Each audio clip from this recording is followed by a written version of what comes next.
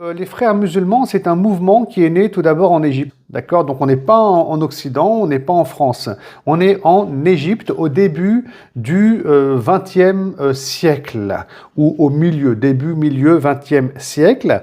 On est dans un contexte où il n'y a plus d'empire musulman. Je rappelle ici qu'il y avait l'empire ottoman qui régnait à un moment donné avec les Turcs. Et cet empire ottoman, bah écoutez, bon, il y a eu les guerres mondiales, etc. Il a été anéanti, il a été démantelé, etc. Donc on a des pays qui sont nés, hein, comme l'Arabie Saoudite qui prend la relève hein, dans la péninsule arabique.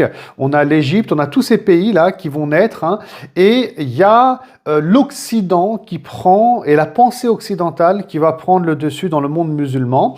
C'est pour ça que dans les tribunaux en Égypte, en Syrie et ailleurs, eh ben, les lois de l'islam vont être remplacées par des lois occidentales venant d'Angleterre, venant de France, etc.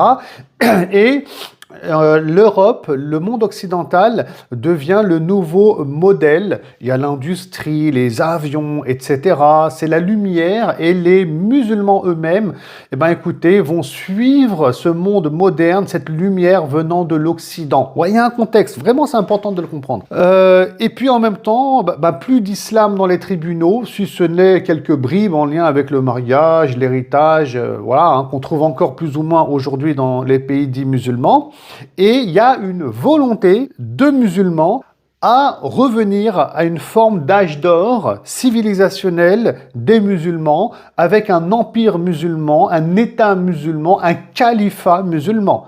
Parce que c'est la trajectoire de l'islam depuis 1400 ans. Et donc, comment faire ? Telle est la question. Et donc là, il faut étudier ce qu'on appelle les courants de pensée contemporains.